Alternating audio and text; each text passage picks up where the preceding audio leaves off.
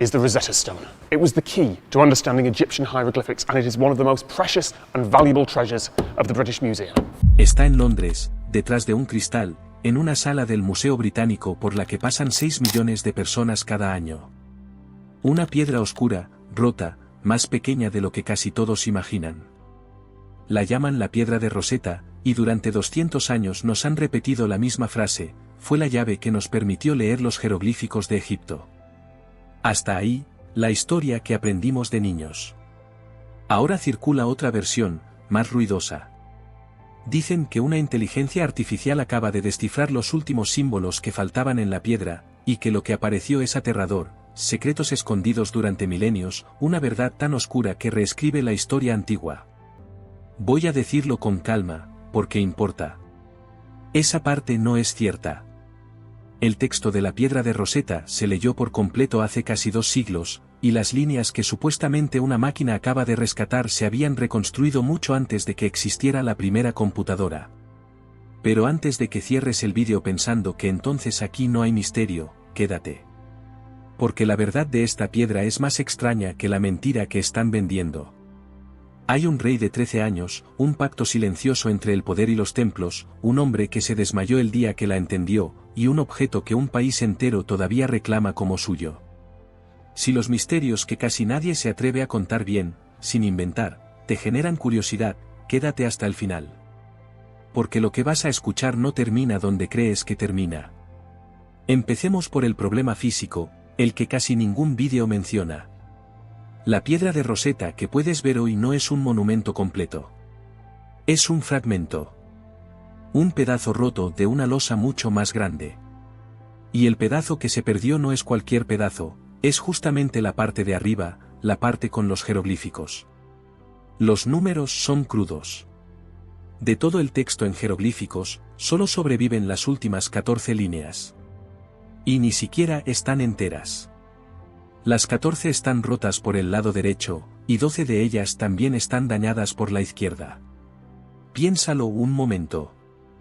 La escritura que Europa llevaba siglos intentando leer, el gran enigma, la escritura sagrada de los faraones, estaba en la sección más destruida de la piedra. La que mejor se conservó fue la de abajo, el griego, con 54 líneas, 27 de ellas completas. En medio, el texto demótico, una forma más rápida y cursiva del egipcio, con 32 líneas. La piedra en sí engaña.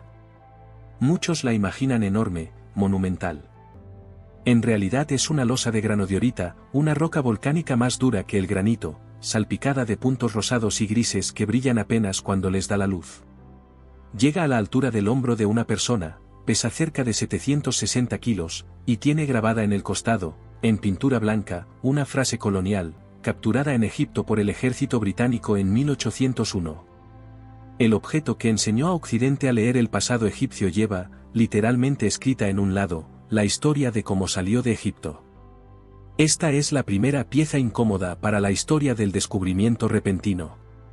Cuando los estudiosos se sentaron frente a la piedra, no tenían un texto perfecto y sellado esperando ser abierto. Tenían un objeto mutilado, con la parte más valiosa reducida a fragmentos. Y aún así lograron leerla.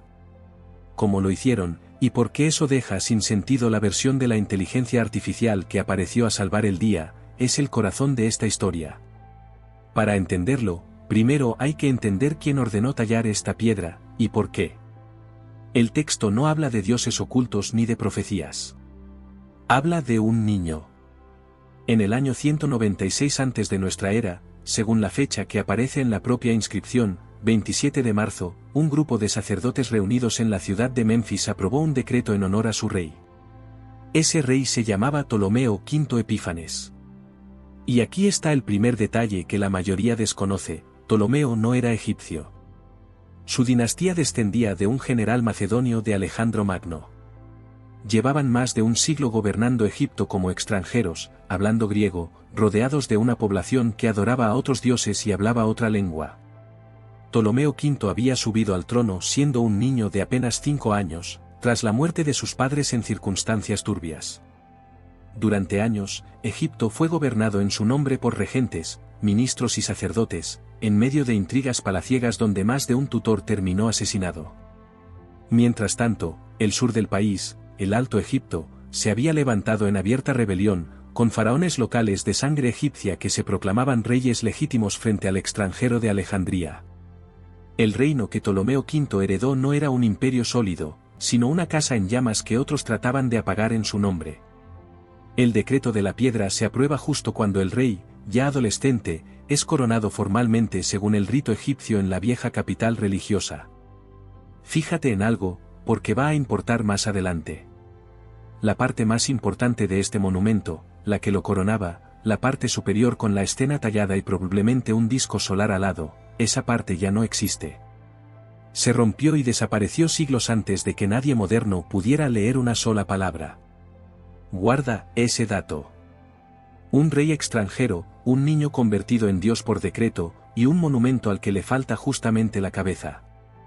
Los sacerdotes de Memphis no estaban celebrando por devoción espontánea. Estaban firmando algo.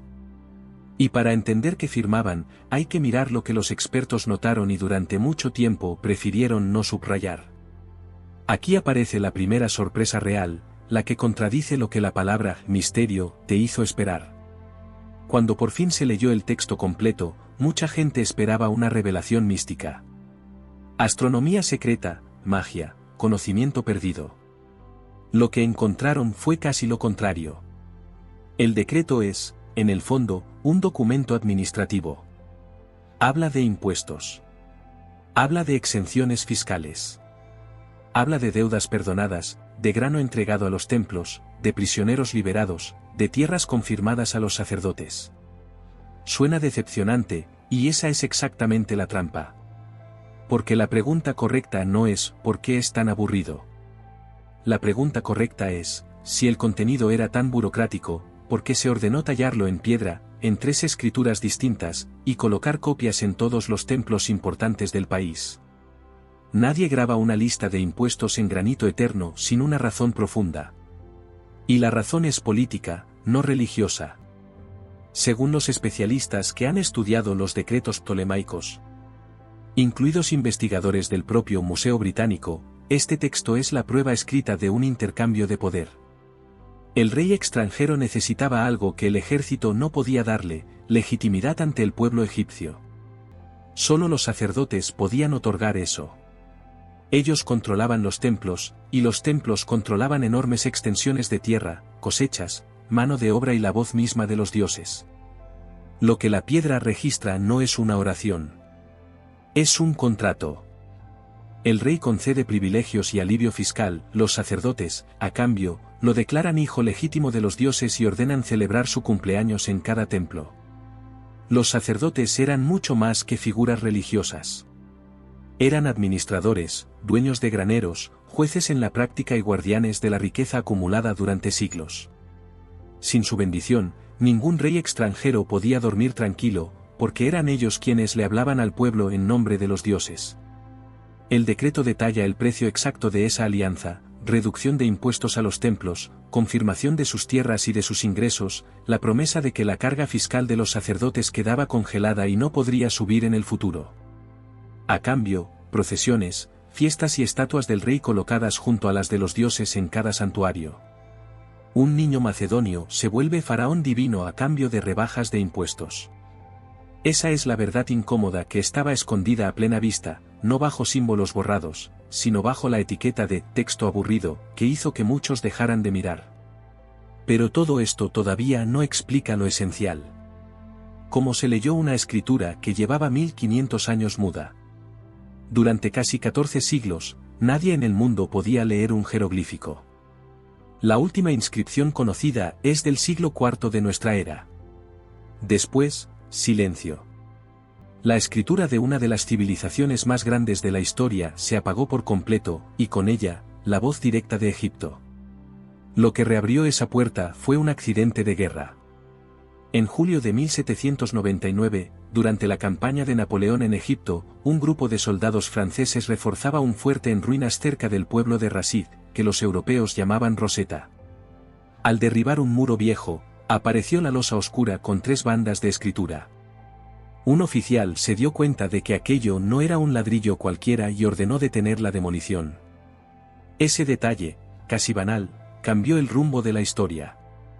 Porque la piedra ofrecía algo que ningún estudioso había tenido antes, el mismo texto en 3 versiones, y una de ellas, el griego de abajo, era una lengua que los eruditos sí sabían leer. Y hay una ironía que casi nadie cuenta. El primer texto que los estudiosos atacaron en serio no fue el de los jeroglíficos, sino el demótico del centro, precisamente porque estaba mejor conservado y porque, al no parecer una galería de dibujos, era más difícil caer en la tentación de interpretarlo como magia o alegoría. La escritura sagrada, la más famosa, fue en realidad la última en rendirse. Por primera vez, existía un puente.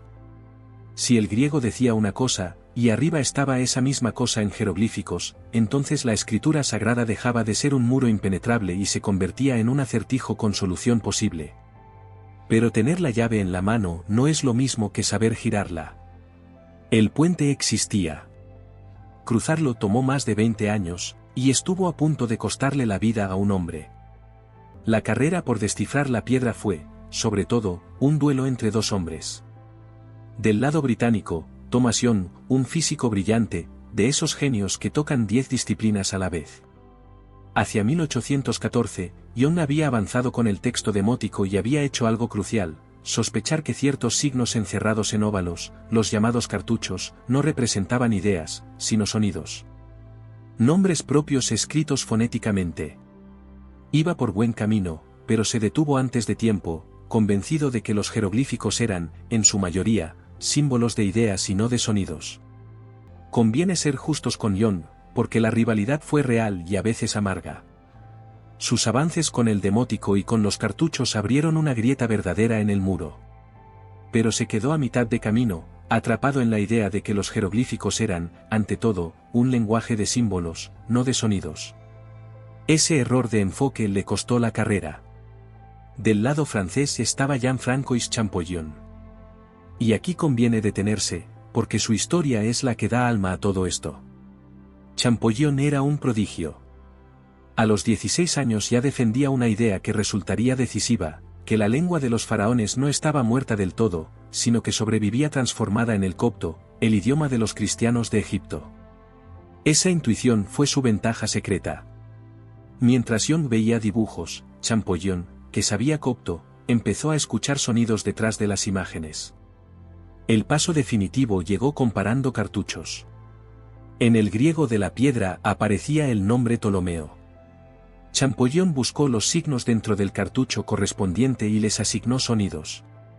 Luego tomó otra inscripción, la del obelisco de Fail, donde aparecía el nombre de Cleopatra. Al cruzar los 2 nombres, ciertas letras coincidían justo donde debían, la P, la L, la T. Y aquí está la clave que Young no supo aprovechar. Los jeroglíficos no eran solo dibujos de ideas, ni solo un alfabeto de sonidos. Eran las 2 cosas a la vez, mezcladas en el mismo texto. Un mismo signo podía representar una cosa, un sonido o una categoría entera, según su posición. Descifrarlos no era traducir un código simple, sino aprender a leer un sistema que cambiaba de reglas dentro de una misma línea. El sistema empezaba a sostenerse solo. Es un detalle que conviene subrayar, porque desmonta la idea de la revelación instantánea. Champollion no encontró un botón que tradujera la piedra. Reconstruyó, letra por letra, nombre por nombre, un idioma entero a partir de un puñado de coincidencias. Se apoyó también en dibujos y calcos que otros viajeros y copistas habían traído de Egipto, comparando inscripciones que ni siquiera estaban en la roseta. No era magia ni una máquina. Era un hombre con una lámpara, papeles y años de obsesión, encontrando el ritmo oculto de una lengua. Y lo que pasó el día que lo entendió del todo pertenece más a una novela que a un manual de historia. 14 de septiembre de 1822.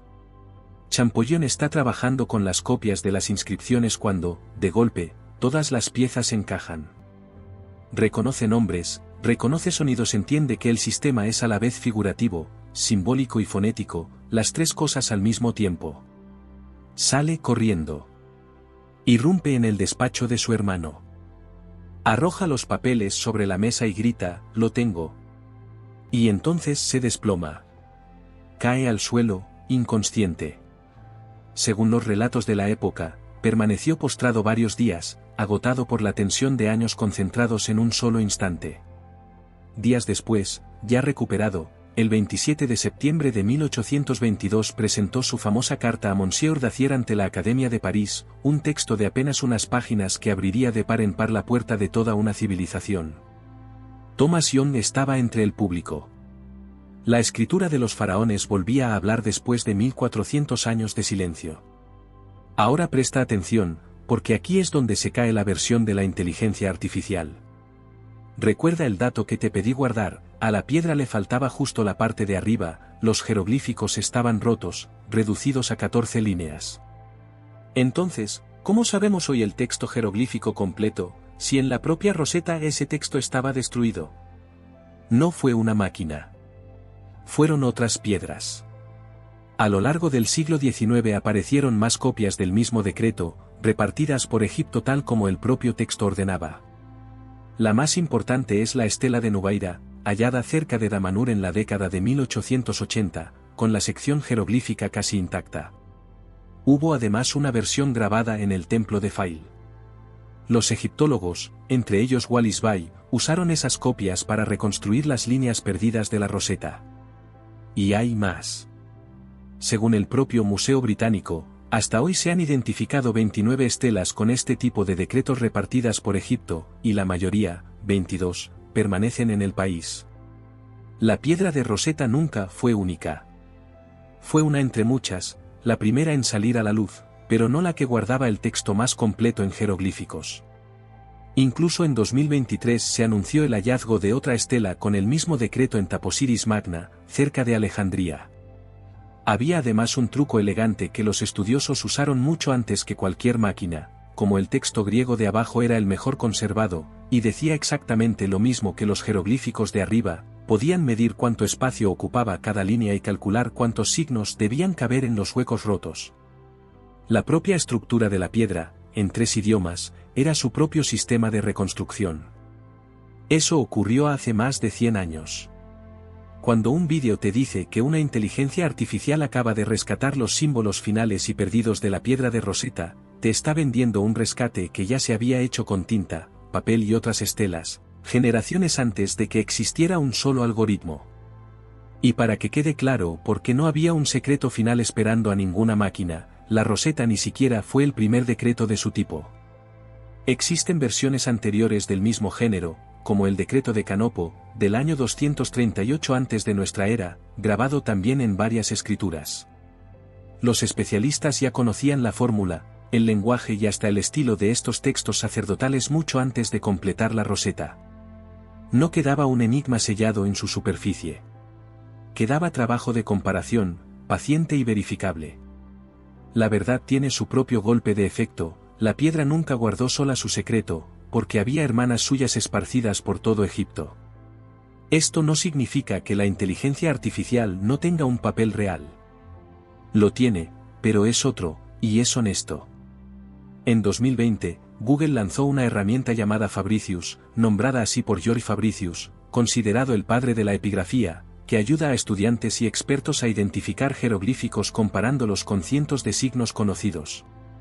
En el mundo de otras escrituras antiguas, un equipo de Google DeepMind desarrolló primero un sistema llamado ICQ, capaz de ayudar a restaurar y datar inscripciones griegas dañadas, y en 2025 presentó a Aeneas, orientado a textos latinos fragmentados.